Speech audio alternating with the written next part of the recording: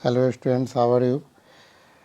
आज मैं आप लोग को नाइन्थ का कुछ टॉपिक डिस्कस करने जा रहा हूँ। इस टॉपिक को डिस्कस करने से पहले आप इस चैनल को सब्सक्राइब करें, नोटिफिकेशन बेल ऑन करें और लाइक ज़रूर करें ताकि मैं आप लोग के सामने अधिक से अधिक वीडियो को अपलोड कर सकूँ। इसमें सबसे फर्स्ट टॉपिक है finding rational number between two rational number, मतलब दो रेशनल नंबर के बीच में रेशनल नंबर को कैसे फाइंड आउट किया जाता है। इसका सबसे फर्स्ट मेथड है x plus y by two. X का मतलब क्या होता है यहाँ पे आप ये समझो से जैसे कोई एक नंबर 1/3 और 1/2 दिया हुआ है, तो इसको हम ऐड करके, दोनों को ऐड करके बाई 2 करके एक नंबर को फाइंड आउट कर लेंगे। एज फॉर एग्जांपल, जैसे एक नंबर 1/3 यहाँ पे है और 1/2 यहाँ पे है, तो एक जो नंबर जो फाइंड आउट हुआ है 5/12 वो यहाँ पे आ जाएगा सेंटर में। अगर हमको इसके बीच में दो और रेशनल नंबर लेना है तो हम एक नंबर 5/12 ले लेंगे, फिर दूसरा जो है 1/2 ले लेंगे और बाई 2 करके इस तरह से हम जो है वो नंबर को फाइंड आउट कर लेंगे। वह नंबर इसके बीच में आएगा। फिर 1/3 प्लस 5/12/2 करके तीसरा नंबर निकालेंगे। इस तरह से अगर आपको 1, 2, 3 अगर रेशनल नंबर को फाइंड आउट करना है तो हम इस तरह से निकालेंगे। बट अगर किसी किसी क्वेश्चंस में आपको दे देता है finding rational number between two rational number more than 5, अगर 5 से या 5 से अधिक निकालना है तो एक मेथड ये भी है कि जैसे कोई भी दो नंबर्स है उसमें जितना नंबर्स फाइंड करना है, जितना रेशनल नंबर फाइंड करना है, जैसे यहाँ पे 5 रेशनल नंबर फाइंड करना है तो 5 से एक अधिक 6 से इस फ्रैक्शन के न्यूमरेटर और डिनोमिनेटर में मल्टीप्लाई करके ये लाइक टर्म निकल जाएगा 18/30, ये आ गया 24/30 और इसके बीच में जो भी नंबर आएगा जैसे 19/30, 20/30, 21/30, 22/30, 23/30, इस तरह से हम ये 5 जो रेशनल नंबर को फाइंड आउट कर लेंगे। अगर किसी किसी क्वेश्चंस में ऐसा दे दे से दोनों फ्रैक्शन जो हो जिसका डिनोमिनेटर डिफरेंट हो, तो उसमें हम क्या करेंगे, पहले उसके डिनोमिनेटर को सेम करेंगे और फिर देखेंगे से इसमें किस नंबर से मल्टीप्लाई करेंगे ताकि उसके बीच में जितना नंबर्स हमको फाइंड आउट करना है वो आसानी से निकल जाए।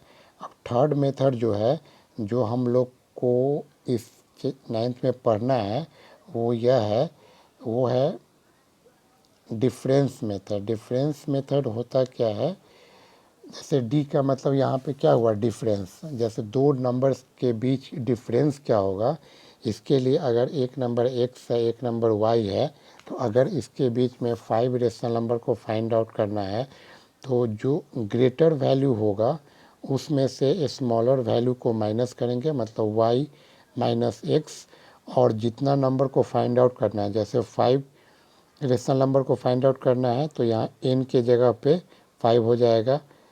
इट मीन्स इसका जो d निकल जाएगा वो क्या हो गया, 1/6।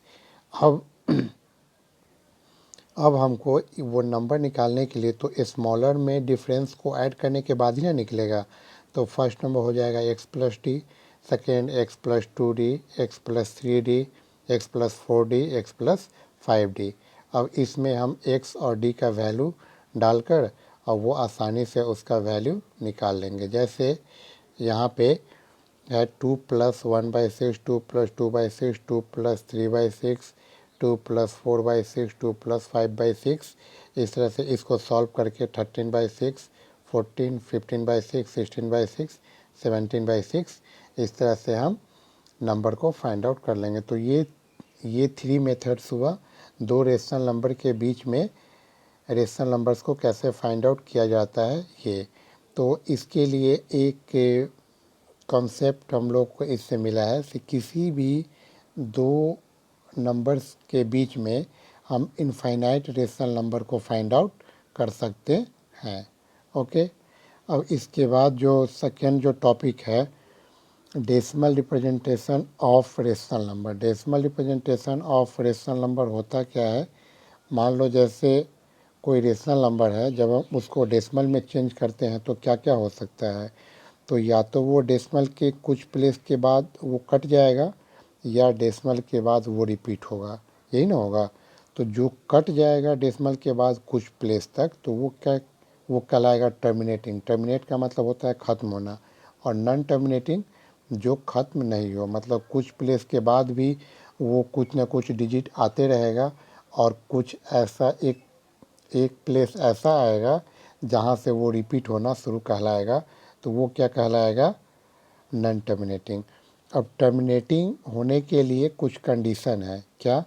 किसी भी रेशनल नंबर्स का अगर डिनोमिनेटर टू टू के पावर के फॉर्म में हो, या 5 के पावर के फॉर्म में हो, या 2 का power n into 5 to the power n इसके फॉर्म में हो, और इसके साथ कोई भी अदर जो नंबर्स नहीं हो, तो वह जो आएगा वह क्या हो जाएगा? टर्मिनेटिंग डेसिमल कहलाएगा। और अगर 2 या 5 के साथ अदर कुछ भी आ जाए तो वह नॉन टर्मिनेटिंग कहलाएगा। तो इस तरह से एक ये कॉन्सेप्ट आया है। क्या आप इसको जान लो? से ए rational number p by q is expressible as a terminating decimal only when prime factors of q मतलब denominator are 2 and 5 only. It is written in the form of 2 to the power n, 5 to the power n, या 2 to the power n into 5 to the power n। अगर इस form में होगा तो वो क्या कहलाएगा? टर्मिनेटिंग कहलाएगा। अब एक बात आप और समझ लो, से अगर जैसे कोई भी रेशनल नंबर है, जैसे 1/8 है, ठीक है, तो इसका जो जैसे ये नंबर्स हो गया, तो इसको जब हम फैक्टराइज करेंगे तो 2 का पावर n हुआ, 2 का पावर 3 हुआ। तो यह जब डेसिमल में जब चेंज होगा तो ये जो इसका पावर रहता है उसी के पावर के इक्वल डेसिमल प्लेस में वो चेंज होगा। मतलब ये डेसिमल के बाद 3 प्लेस तक ही कटेगा। मतलब 3 डेसिमल के बाद 3 डिजिट से ज़्यादा उसमें नहीं होगा, ठीक है। अगर 5 और 2 दोनों हैं तो जो हाईएस्ट होगा, ठीक है, जो हाईएस्ट जो पावर होगा उसके अकॉर्डिंग डेसिमल प्लेस का डिजिट रिप्रेजेंट होता है। आप वो कुछ एग्जाम्पल से करके आप चेक कर लोगे। अब एक कंक्लूजन और क्या निकला है से अगर if the divisor is n, then the maximum number of entries in the repeating block of digit in the decimal expansion of 1 by n is n-1। मतलब जैसे अगर कोई भी फ्रैक्शन को या रेशनल नंबर्स को हम डिवाइड करते हैं तो उसमें जो डिवाइजर है, तो उसका जब डिवाइजर से हम डिवाइड करते हैं तो डेसिमल के बाद, ठीक है, जो उसका नंबर ऑफ डिजिट जो रिपीटेड होगा वह n से ज़्यादा नहीं होगा। जैसे 15/7 एग्जाम्पल है, तो इसमें अगर ज़्यादा से ज़्यादा जो डिजिट जो रिपीट होगा वह क्या होगा? 6 ही होगा। 9-10 डिजिट कभी भी रिपीट नहीं होगा। मतलब 7 से कम हो सकता है, 1 डिजिट, 2 डिजिट, 3 डिजिट हो सकता है, बट 7 से ज़्यादा डिजिट ये नहीं हो सकता। जैसे 3/11 है तो यहाँ पे सिर्फ 2 ही डिजिट है, तो कम हो सकता है, बट मैक्सिमम जो है वो n-1 डिजिट ही रिपीट होगा। n-1 से ज़्यादा डिजिट रिपीट नहीं होगा। ये एक कॉन्सेप्ट है, आप लोग ध्यान रखोगे। अब है क्या कुछ special characteristics of a rational number. क्या है स्पेशल कैरेक्टरिस्टिक्स है वो आप लोग समझ लो। Every rational number is expressible either as a terminating decimal or as a non-terminating recurring decimal। मतलब किसी भी रेशनल नंबर्स को जब हम डेसिमल में चेंज करते हैं तो या तो वो टर्मिनेटिंग आएगा या फिर नॉन टर्मिनेटिंग आएगा। नॉन टर्मिनेटिंग को हम क्या कहते हैं? रिकरिंग या रिपीटिंग भी कहते हैं। और दूसरा है जैसे a number whose decimal expansion is terminating or non-terminating recurring is called rational, उसी का जस्ट रेसिप्रोकल बात ये बोल दिया है। अब है क्या, जैसे एक्सप्रेस 1/4 एज ए फ्रैक्शन, 1.4 पे रिकरिंग को एज ए फ्रैक्शन के रूप में चेंज करना है, तो इसको हम सबसे पहले लेट मानेंगे, लेट x इक्वल टू 1.4 पे रिकरिंग। इसको हम लिख सकते हैं x equal to 1.444 dot dot dot, इसको इक्वेशन 1 कर लेंगे। इसके बाद ये देखेंगे से डेसिमल के बाद कितना डिजिट पे रिकरिंग है, तो 1 डिजिट पे है, तो 110 से इसके लेफ्ट हैंड साइड और राइट हैंड साइड में भी मल्टीप्लाई करेंगे और एक दूसरा इक्वेशन को रेडी कर लेंगे। इसके बाद सब्ट्रैक्ट इक्वेशन 1 फ्रॉम 2, मतलब 2 में से 1 को माइनस करने पर जैसे 10x में से x माइनस होगा तो 9x, और 14.444 में से 1.444 माइनस होगा तो 13। इस तरह से x equal to 13/9 equal to 1 whole 4/9 आ गया। ये आ गया फ्रैक्शन में, जो डेसिमल में चेंज करने के बाद रिकरिंग में था। अब है कुछ नंबर ऐसा होता है, ठीक है, जो डेसिमल के बाद सारा डिजिट उसका रिपीट नहीं होता है, ठीक है, उसका कुछ डिजिट छोड़कर रिपीट होता है। जैसे लेट, तो उसको हम कैसे लिखेंगे, लेट x इक्वल टू 2.4178178, मतलब जो डिजिट पे रिकरिंग है सिर्फ उसको रिपीट करेंगे। फिर सेकेंड स्टेप में डेसिमल के बाद जिस डिजिट पे रिकरिंग नहीं है, जितने डिजिट पे, तो 1 डिजिट पे रिकरिंग नहीं है तो 110 से दोनों साइड में मल्टीप्लाई करो, तो ये 4 इस साइड आ गया, पहले के इक्विवेलेंट आ गया। अब क्या देखना है कि कितने डिजिट पे रिकरिंग है, तो 3 डिजिट पे, तो 1000 से अब हम 2 जो सेकेंड इक्वेशन है उसमें मल्टीप्लाई करेंगे, तो ये क्या हो जाएगा 10,000।